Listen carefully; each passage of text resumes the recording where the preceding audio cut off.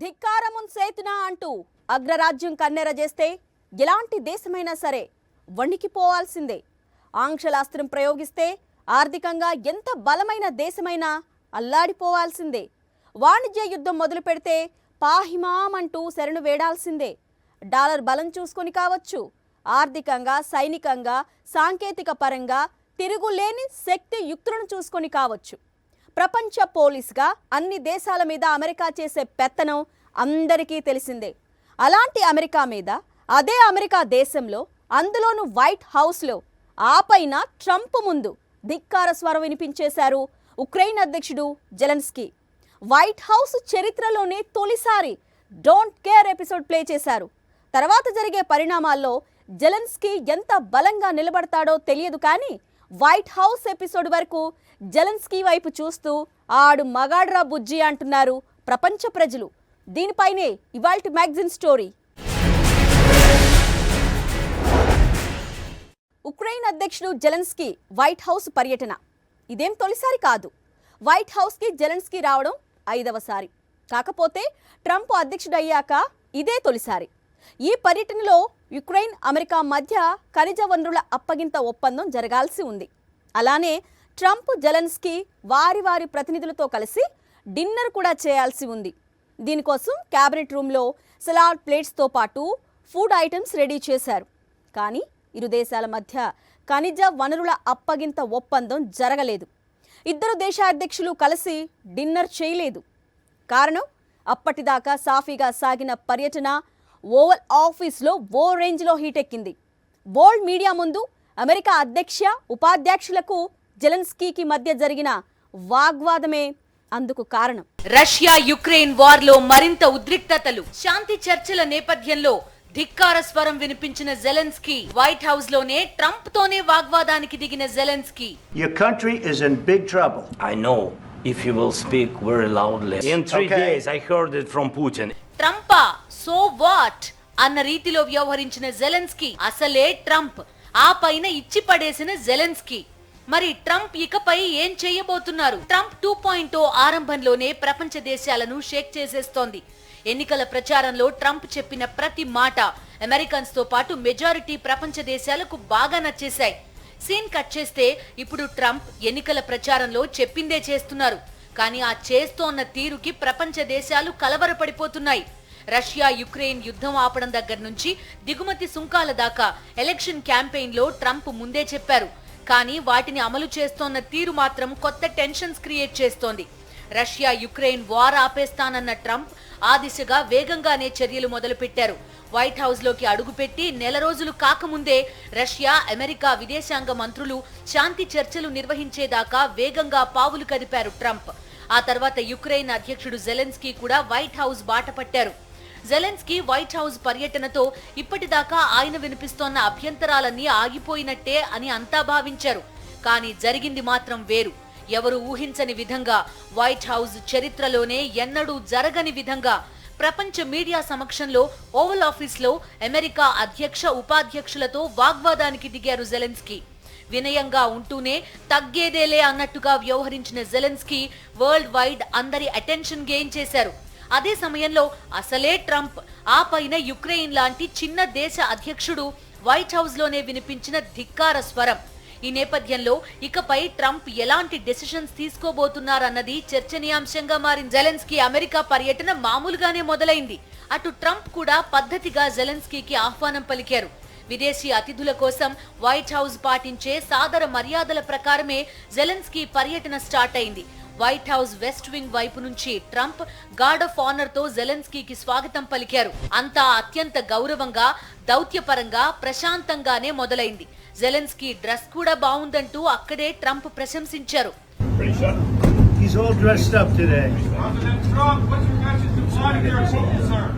All is happy అన్నట్టుగా ఉన్న వాతావరణం కాస్త ఒక్కసారిగా వేడెక్కింది. శాంతికి, శ్రేయస్సుకు మార్గం దౌత్యంలోనే ఉంటుందని అమెరికా ఉపాధ్యక్షుడు జేడీ వాన్స్ అనడంతో జెలెన్స్కీ జోక్యం చేసుకున్నారు. 2019లో కాల్పుల విరమణ ఒప్పందం విఫలమవడంతో పాటుగా రష్యాతో యుద్ధం జరగడానికి ముందు వరకు ఎవరూ పుతిన్ని అడ్డుకోలేదు. మరి మీరు ఏ రకమైన దౌత్యం గురించి మాట్లాడుతున్నారు జేడీ? అసలు మీ ఉద్దేశం ఏంటని జెలెన్స్కీ అమెరికా ఉపాధ్యక్షుణ్ణి ప్రశ్నించడంతో వాతావరణం పూర్తిగా వేడెక్కింది. Mattered more than the President of the United States' actions. What makes America a good country is America engaging in diplomacy. That's what President Trump is doing. Can I ask you? Sure. Yeah? Yeah. Yeah, the situation the same. The people are been dying on the contact line. Nobody stopped him. You know that we had conversations with him, a lot of conversation, my bilateral conversation, and we signed with him, me, like a new president. In 2019, I signed with him the deal. I signed with him, Macron and Merkel, we signed ceasefire. Ceasefire. All of them told me that he will never go. We signed him with gas contract. Yes, but after that, he broken this ceasefire. He killed our people and he didn't exchange prisoners. We signed the exchange of prisoners, but he didn't do it. What kind of diplomacy, JD, you are speaking about? What do you mean? తమ డిమాండ్లని ఏమాత్రం పట్టించుకోకుండా యుద్ధం ముగిస్తే అది శాంతి ఎలా అవుతుందని తొలి నుంచి Zelensky అభ్యంతరం చెబుతూనే ఉన్నారు. ఓవల్ ఆఫీస్ లో కూడా జేడీ వాన్స్ జెలెన్స్కీ మధ్య వాగ్వాదం జరుగుతోన్న వేళ ట్రంప్ కొంత మౌనంగానే ఉన్నారు. కానీ రష్యాను ప్రసన్నం చేసుకోండి, లేకుంటే యుద్ధం మీదాకా వస్తుందని జెలెన్స్కీ వ్యాఖ్యానించడంతో ట్రంప్ కి కోపం నషాళానికెక్కింది. మేమేం అనుభవిస్తామో మీరు చెప్పనవసరం లేదు, మమ్మల్ని మీరు డిక్టేట్ చేసే పరిస్థితిలో లేరన్న ట్రంప్ మూడో ప్రపంచ యుద్ధంతో ఆటలాడుకుంటున్నారని ఫైర్ అయ్యారు. During the war, everybody has problems. Even you, but you have nice ocean and don't feel now, but you will feel it in the future. God bless. You don't know that. God bless. You don't God know bless. that. You will not have a war. Don't tell us what we're going to feel. We're trying to solve a problem. Don't tell us what we're going to feel. I'm not telling you. Because I'm you're in no answering on this position to question. dictate that. That's Remember exactly what this. you're doing. I'm not You're dictating. in no position to dictate what we're going to feel. You We're will- going to feel very you will good. feel influenced. We're going to feel very I'm good and telling very you, strong. You will feel influence. You're right now not in a very good position. You've allowed From the yourself very- to be in a from very the bad very position, beginning and of he the happens war. to be right about From the it. very beginning of the war. You're not Mr. in a good Brown, position. I You was don't have in the cards right now. With us, you start I'm having not playing cards. cards. But right now, you I'm don't. very You're playing serious, cards. Mr. President. You're I'm playing very cards. serious. You're gambling I'm the with the president lives in of war. millions of people. You think- You're gambling with World War What do you- III. what do you You're think about? gambling with What do you World think War about? III.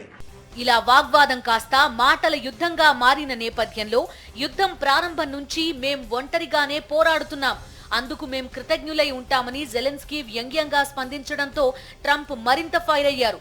మీరు మొదటి నుంచి ఒంటరిగా ఉన్నారా? Stupid president ద్వారా మేం మీకు $350 billion ఇచ్చాం, military సాయం చేశాం అంటూ బైడెన్ ని కూడా సీన్ లోకి లాగి జెలెన్స్కీ మీద ట్రంప్ సీరియస్ అయ్యారు. Please, you think that if you will speak very loudly about the war, you He's can... not speaking loudly. He's not Yeah. speaking loudly. Your country's Can I- in big can I- trouble. can I Wait a answer? minute. No. Can You've I done a lot answer? of talking. Your country is in big trouble. I know. You're not I winning. know. You're not winning this. I... You have a damn We- good chance of we are coming out staying, okay because of Mr. us. President, we are staying in our country, staying strong from the very beginning of the war. We've been alone, and we are thankful. I said thanks You haven't in been this alone. cabinet, You and haven't not been only alone. in this cabinet. We gave you, through I this said thank stupid you. president, $350 billion.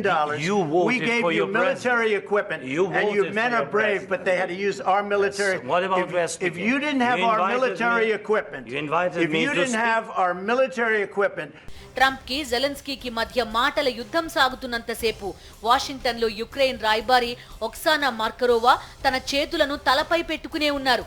మొత్తం మీద అసలు సమావేశం ప్రారంభం కాకుండానే, దేని మీద చర్చలు జరగకుండానే, ఖనిజ ఒప్పందం మీద సంతకాలు జరగకుండానే, చివరకు ఇద్దరు దేశాధ్యక్షుల మీడియా బ్రీఫింగ్ లేకుండానే జెలెన్స్కీ వైట్ హౌస్ పర్యటన ముగిసిపోయింది. ట్రంప్ లానే దుందుడుకు స్వభావం ఉన్న యుక్రెయిన్ అధ్యక్షుడు జెలెన్స్కీ ఆ రేంజ్ లో వాగ్వాదం చేయడం, అందులోనూ వైట్ హౌస్ లో, ఇది ఎవరూ ఊహించనిది.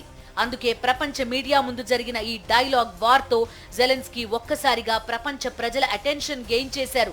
అదే సమయంలో వాగ్వాదంలోనే మీరు అమెరికాని అవమానిస్తున్నారని ఓపెన్ గా చెప్పిన ట్రంప్ ఈ అవమానాన్ని సహిస్తారా లేక తనదైన రీతిలో స్పందిస్తారా అన్నది చర్చనీయాంశంగా మారింది. ఒకవేళ ట్రంప్ తనదైన శైలిలోనే స్పందిస్తే యుక్రెయిన్ కి మద్దతు ప్రకటిస్తున్న యూరోప్ దేశాలు అప్పుడు కూడా అండగా ఉంటాయా లాంటి ప్రశ్నలన్నీ వరుసగా తెరమీదికి వస్తున్నాయి. అందరూ శాంతి జపం చేసేవారే, కానీ యుద్ధం మాత్రం ఎందుకు ఆగడం లేదు? శాంతి కావాలి. ఎన్నికల ప్రచారంలో ట్రంప్ అదే చెప్పారు. వైట్ హౌస్లో అడుగుపెట్టిన తర్వాత కూడా అదే చెప్తున్నారు. శాంతి కావాలి. రష్యా వైపు వేలు చూపిస్తూ ఉక్రెయిన్ అధ్యక్షుడి మాట కూడా అదే, శాంతి కావాలి, కావాల్సిందే. పుతిన్ పదే పదే ఇదే మాట చెప్తున్నారు. యుద్ధం వద్దంటే వద్దు. యూరోపియన్ దేశాలు కూడా ముక్తకంఠంతో ఇదే చెప్తున్నాయి. అమెరికా, ఉక్రెయిన్, రష్యా, EU అందరూ శాంతి మంత్రం జపిస్తున్నారు. కానీ రష్యా ఉక్రెయిన్ యుద్ధానికి మాత్రం ముగింపు పడడం లేదు. ఎక్కడ తేడా కొడుతోంది? శాంతి కావాలి కానీ అంటూ ఎవరెవరు ఎక్కడెక్కడ మెలిక పెడుతున్నారు? పుతిన్ దగ్గర నుంచి జెలెన్స్కీ వరకు అందరికీ శాంతి కావాలి. అమెరికా నుంచి యూరోప్ దేశాల వరకు అందరూ యుద్ధాన్ని వ్యతిరేకిస్తున్నారు. కానీ రష్యా యుక్రెయిన్ వార్కి మాత్రం ముగింపు పడడం లేదు. దీనికి కారణమేంటో తెలుసుకోవాలంటే అసలు రష్యా యుక్రెయిన్ యుద్ధం మొదలు కావడానికి కారణాలేంటో పరిశీలించాలి. నాటో కూటమిని తూర్పు దిశగా విస్తరించాలన్న అమెరికా సామ్రాజ్యవాద కాంక్ష యుక్రెయిన్లో చిచ్చురాజేసింది. తమ పొరుగునే ఉన్న యుక్రెయిన్ని నాటో కూటమిలో చేర్చుకోవడం ద్వారా యుక్రెయిన్లో నాటో దళాలను మోహరించాలని అమెరికా చూస్తోందని రష్యా మండిపడింది.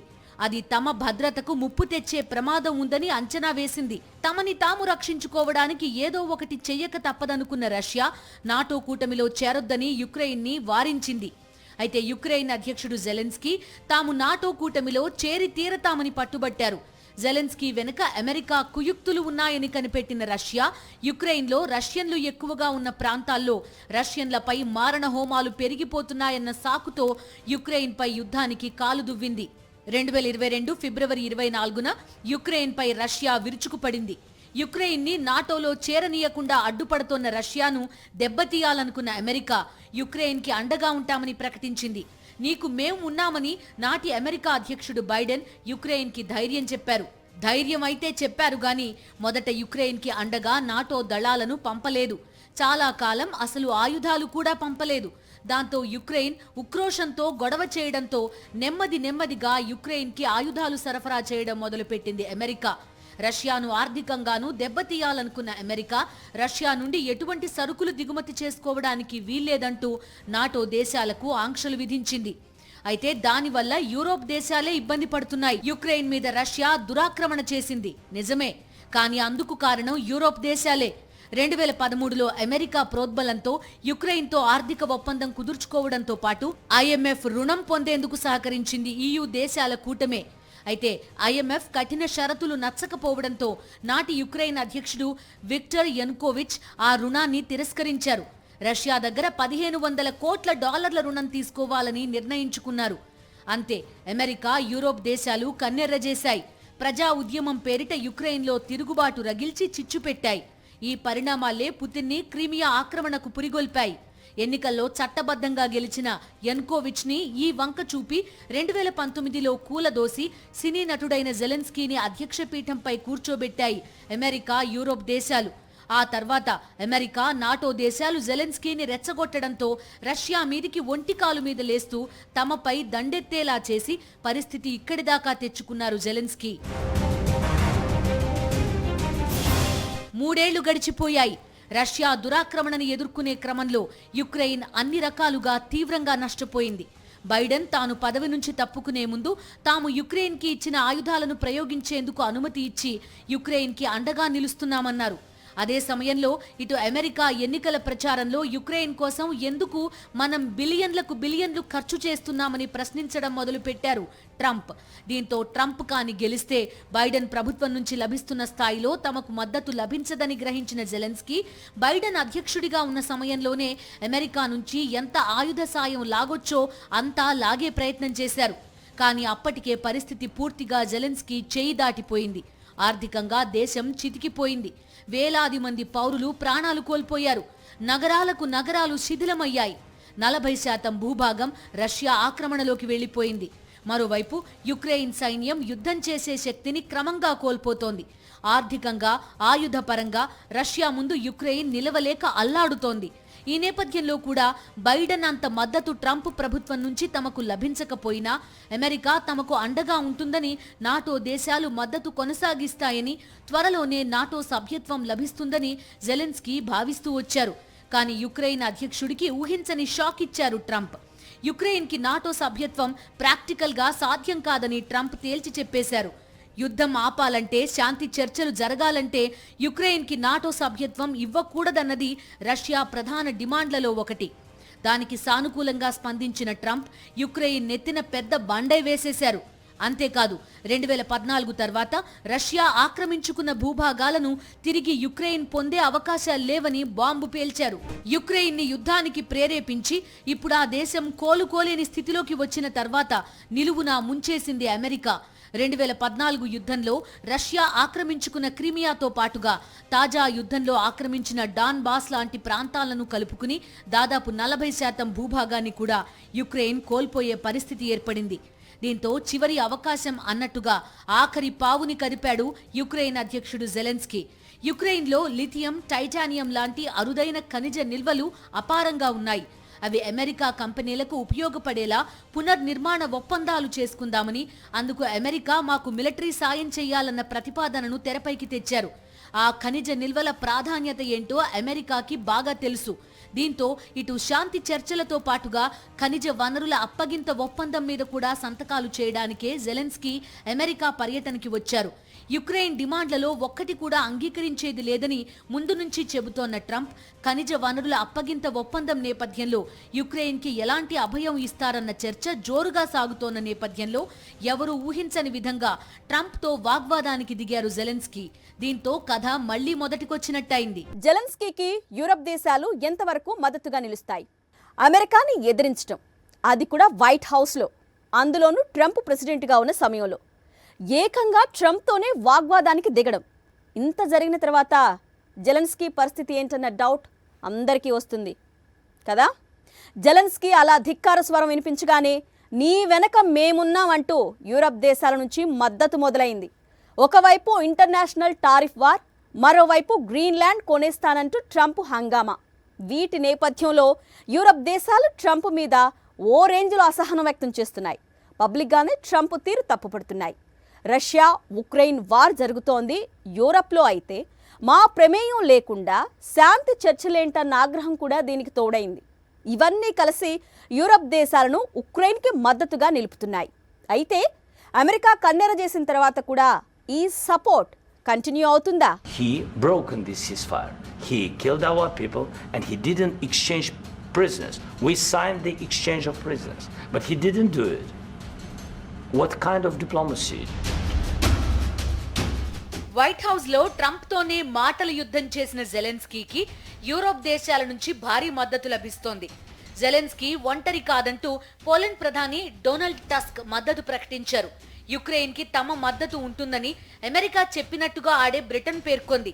యూరోప్ దేశాలతో సన్నిహితంగా ఉంటూ ట్రంప్ చేత సెటైర్ల మీద సెటైర్లు వేయించుకుంటోన్న కెనడా ప్రధాని ట్రూడో కూడా శాంతి స్థాపనలో యుక్రెయిన్ కి తమ మద్దతు ఉంటుందన్నారు. France president Emmanuel Macron Ukraine కి సాయం చేయడానికి, రష్యా మీద ఆంక్షలు విధించడానికి అంతా ముందుకు రావాలన్నారు. ఎవరూ ఊహించని విధంగా ట్రంప్ కే జెలెన్స్కీ షాక్ ఇవ్వడంతో యూరోప్ దేశాలు ఆయనకు మద్దతు ప్రకటిస్తున్నాయి. ఇంతకీ అమెరికాకి యూరోప్ దేశాలకు ఎక్కడ చెడింది? యూరోప్ దేశమైన డెన్మార్క్ అధీనంలో ఉన్న స్వతంత్ర ద్వీపం గ్రీన్లాండ్ మీద ట్రంప్ కన్నుపడింది. గ్రీన్లాండ్ ని కొనేస్తానని ఎన్నికల ప్రచారంలో హడావుడి చేసిన ట్రంప్ అధికారంలోకి రాగానే గ్రీన్లాండ్ తమకు అమ్మేయాలని, లేకపోతే డెన్మార్క్ ఉత్పత్తులపై దిగుమతి సుంకాల మోత మోగిస్తానని హెచ్చరించడం మొదలుపెట్టారు. గ్రీన్లాండ్ ఉత్తర అమెరికా నుంచి యూరోప్ కు అతి తక్కువ మార్గంలో ఉన్న ప్రపంచంలోనే అతిపెద్ద ద్వీపం. అమెరికా చాలా కాలంగా గ్రీన్లాండ్ ని వ్యూహాత్మకంగా ముఖ్యమైనదిగా పరిగణిస్తోంది. ప్రచ్ఛన్న యుద్ధ సమయంలో తులేలో రాడార్ స్థావరాన్ని ఏర్పాటు చేసింది అమెరికా. దీంతో పాటు గ్రీన్లాండ్ పై ట్రంప్ కన్నుపడడానికి ప్రధాన కారణం ఈ ద్వీపంలో ఉన్న అపారమైన ఖనిజ సంపద. యురేనియం, జింక్ తో పాటు నియోడైమియం, టర్బియం లాంటి నిక్షేపాలు అతి భారీ స్థాయిలో గ్రీన్లాండ్ లో ఉన్నాయి. ప్రపంచంలోని పారిశ్రామిక లోహాలపై చైనా ఆధిపత్యాన్ని సవాల్ చేయాలంటే గ్రీన్లాండ్ ని సొంతం చేసుకోవాలన్నది ట్రంప్ ఎత్తుగడ. తొలిసారి అమెరికా అధ్యక్షుడిగా బాధ్యతలు నిర్వహించిన సమయంలో గ్రీన్లాండ్ ని కొనుగోలు చేయడానికి ట్రంప్ ప్రయత్నించి విఫలమయ్యారు. ఇప్పుడు దిగుమతి సుంకాల అస్త్రం ప్రయోగిస్తానని హెచ్చరించినా తమ ద్వీపాన్ని అమ్మడానికి డెన్మార్క్ ససేమిరా అంటోంది. ఈ విషయంలో రాజీ పడే ప్రసక్తే లేదని ఇప్పటికే డెన్మార్క్ తేల్చి చెప్పేసింది. ఇది కూడా ట్రంప్ పై యూరప్ దేశాల ఆగ్రహానికి కారణం. అదే సమయంలో యూరోపియన్ యూనియన్ దేశాల దిగుమతుల మీద 25% సుంకాలు విధిస్తానని ట్రంప్ హెచ్చరిస్తున్నారు. తాజాగా జరిగిన తన మంత్రివర్గ సభ్యుల తొలి సమావేశంలో ఈయూపై సుంకాల కొరడా జుళిపించబోతున్నట్టు ట్రంప్ ప్రకటించారు. ఈ పరిణామాలన్నింటి మధ్య ట్రంప్ మీద రగిలిపోతోన్న యూరోప్ దేశాలు జెలెన్స్కీకి మద్దతు ప్రకటించారు. అయితే అమెరికాతో రష్యాతో పూర్తి స్థాయి శత్రుత్వం పెట్టుకుని మరి యుక్రెయిన్ కి యూరోప్ దేశాలు సపోర్ట్ గా నిలుస్తాయా, లేక ఈ మద్దతు కేవలం మాటల వరకే పరిమితం అవుతుందా అన్నది జరగబోయే పరిణామాలే తేల్చాలి. ఇది వాటి మ్యాగజైన్ స్టోరీ. మరో ఇంట్రెస్టింగ్ టాపిక్ తో మళ్ళీ కలుద్దాం. అంతవరకు స్టే ట్యూన్ టు సాక్షి. నమస్తే.